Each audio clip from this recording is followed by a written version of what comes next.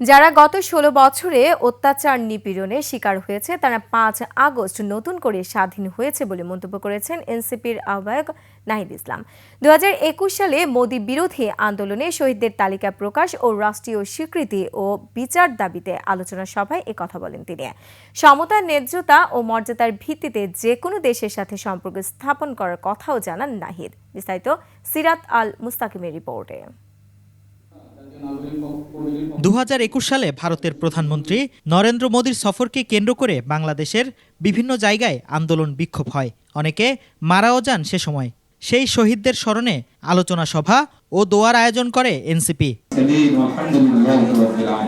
শহীদ পরিবারের সদস্যরা এতে উপস্থিত হয়ে সরকারের কাছে শহীদদের মর্যাদা ও বিচারের দাবি করেন। এ সময় কান্নাজড়িত কণ্ঠে তারা জানান তাদের দুঃখ দুর্দশার কথা।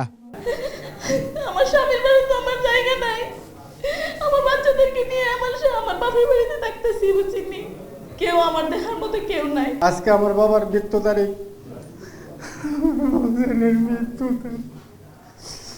আমার স্বামীর অবস্থার বিচার চাই। মোহাম্মদে রাইফেল দোহাইয়া গুলি করছে, এই দিকে গুলি করছে, এই দিকে গুলি বেরিয়েছে, এরপরে রাইফেলে বাদ দিয়া এই একটা বাড়ির ফেলে বেরিয়েছে। মোদি বিরোধী ওই আন্দোলনে যারা শহীদ হয়েছেন তাদের তালিকা প্রকাশ ও যথাযথ মূল্যায়নের দাবি তোলেন নাহিদ ইসলাম।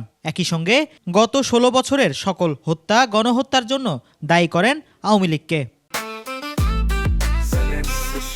জেনেক্সে শিফট করো, লাইফকে লিফট করো।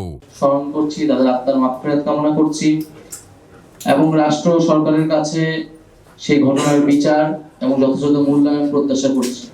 তো আমরা যারা গত ১৬ বছর আসলে এই ঘটনাগুলোর ভিকটিম ছিলাম, আমাদের কাছে এটা অবশ্যই স্বাধীনতা।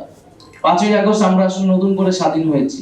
সকল হত্যার বিচার, সংস্কার ও গণপরিষদ নির্বাচনের এজেন্ডা বাস্তবায়নে রমজানের পর সারা দেশে কাজ শুরু করবে এনসিপি। অবশ্যই সেটা সমতা এবং ন্যায্যতার ভিত্তিতে। সিরাত আল মুস্তাকিম, ২১ টেলিভিশন, ঢাকা।